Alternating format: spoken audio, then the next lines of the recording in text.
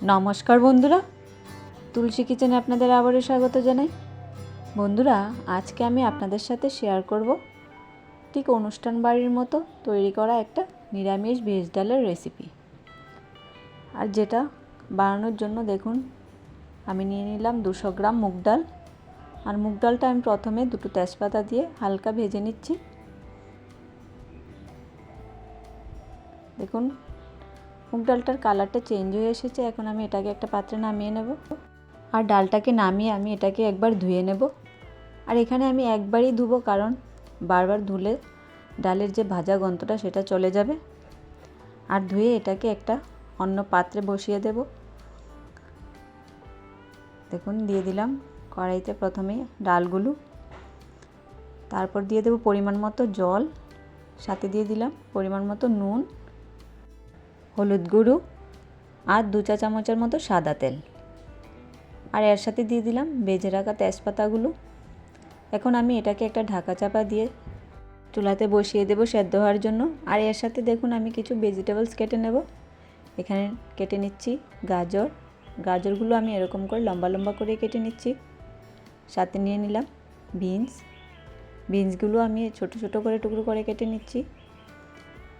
এর সাথে নিয়ে নেব ফুলকপি, এগুলো আমি ছোট ছোট করেই কেটে নিচ্ছি।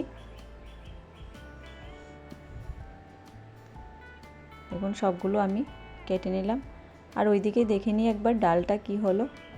দেখুন ডালটা সামান্য সেদ্ধ হয়ে এসেছে। এখন আমি এর উপরে যে ফেনাটা ভেসে উঠেছে সেটা তুলে নিচ্ছি, নতুবা ডালের স্বাদটা কমে যাবে। আর এখন কেটে নিলাম টমেটোগুলো আমি ছোট ছোট টুকরো করে কেটে নেব। এখানে আমি দুটো টমেটো কেটে নিয়েছি।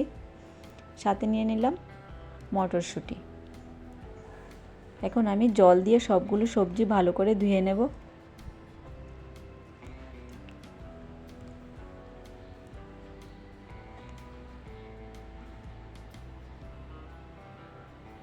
দেখুন সবগুলোই ধোয়া হয়ে গেছে। আর ওইদিকে দেখিনি ডালটা, দেখুন এখানে ডালটা অলমোস্ট সেদ্ধ হয়ে গেছে। এখন আমি গ্যাসটাকে অফ করে এটাকে একটা সাইডে রেখে দেব। আর সাথে বসিয়ে দেব আরেকটা কড়াই। আর কড়াইটা গরম হয়ে যাওয়ার পর তার মধ্যে দিয়ে দিলাম সাদা তেল, সাথে দিয়ে দিলাম 1 চা চামচ ঘি। এখন আমি কিছু ড্রাই ফ্রুটস ভেজে নেব। এখানে ড্রাই ফ্রুটস কাজু আর কিশমিশ নিয়ে নিলাম। এগুলো ভাজা হয়ে আসার পর এগুলোকে একটা পাত্রে তুলে নিচ্ছি। আর ওই একই কড়াইতে ভেজে নেব প্রথমে গাজরগুলো, কারণ গাজর একটু শক্ত থাকে তাই গাজরগুলোকে আমি একটু হালকা ভেজে নিচ্ছি। আর এগুলো একটু ভাজা হয়ে আসার পর তার মধ্যে দিয়ে দিচ্ছি ফুলকপি আর বিনসগুলো। আর সবজিগুলো ভাজার সময় আমি হলুদ ব্যবহার করছি না, কারণ হলুদ ব্যবহার করলে সবজির কালারটা একটু চেঞ্জ হয়ে যাবে। আর এটা দেখতেও সুন্দর লাগবে না, খেতেও ভালো লাগবে না। আর সাথে দিয়ে দিলাম পরিমাণ মতো নুন। আর এই নুনটা দিয়ে তার মধ্যে দিয়ে দিলাম মটরশুঁটিগুলি। আর মটরশুঁটিগুলি দিয়ে আবারও সবজিগুলো প্রায় 5 মিনিটের জন্য ভেজে নেব। দেখুন সবজিগুলো এখানে প্রায় 60% মতো কুক হয়ে গেছে। এখন আমি এগুলোকে একটা পাত্রে তুলে নিচ্ছি। দেখুন সবজিগুলো দেখতে কতটা সুন্দর লাগছে। এখন আমি ওই একই কড়াইতে দিয়ে দেব সরিষার তেল। তেলটা দিয়ে তার মধ্যে দিয়ে দিলাম একটা দারচিনি আর দুটো এলাচ। সাথে দিয়ে দেব 1 চা চামচের মতো জিরে।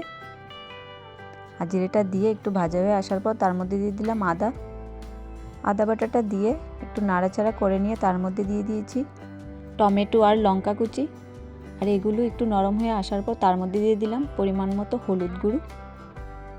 আর হলুদ গুঁড়োটা দিয়ে আবারও টমেটোটাকে ভালো করে ভেজে নিলাম। আর এখন দিয়ে দিলাম পরিমাণ মতো নুন। দেখুন টমেটোটা কত সুন্দর করে নরম হয়ে গিয়েছে। এখন আমি এর মধ্যে সবজিগুলো দিয়ে দেব। আর সবজিগুলো দিয়ে আমি মশলার সাথে ভালো করে মিক্সড করে নেব। আর মশলার সাথে ভালো করে মিক্সড করানো হয়ে গেলে এখন আমি এটাকে একটা ঢাকা চাপা দিয়ে দেব প্রায় 5 মিনিটের জন্য। আর একই সাথে আমি একটা মশলা তৈরি করে নেব। আর মশলা তৈরি করার জন্য দিয়ে দিচ্ছি 1 চা চামচ জিরে আর একটা শুকনো লঙ্কা। এখন আমি এগুলোকে শুকনো খোলাতে ভেজে একটা একটা পাউডার তৈরি করে নেব। আর এদিকে দেখুন সবজিগুলো নরম হয়ে এসেছে। দেখুন সবজিগুলো কত কালারফুল লাগছে।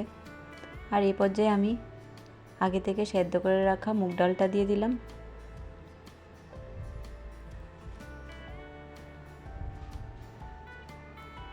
দেখুন এখানে ডালটা খুবই ঘন, তাই এটাকে একটু পাতলা করার জন্য আমি দিয়ে দিলাম এর মধ্যে পরিমাণ মতো জল। আর জলটা দিয়ে এটাকে একটু ভালো করে ফুটিয়ে নেব। আর তার সাথে দিয়ে দেব ড্রাই ফ্রুটসগুলো।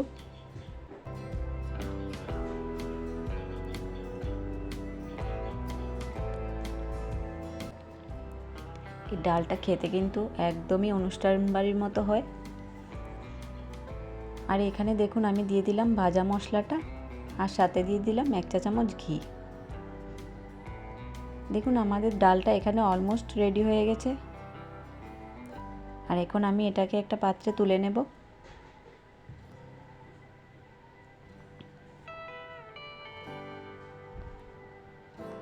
আর গরম গরম ভাত আর বেগুনির সাথে কিন্তু এই ডালটা দিয়ে খেতে খুবই দারুণ লাগে বন্ধুরা। আপনারাও বাড়িতে ট্রাই করে দেখবেন। তো বন্ধুরা, আমার এই ভেজ ডালের রেসিপিটা আপনাদের কাছে কীরকম লেগেছে প্লিজ কমেন্ট করে জানাবেন।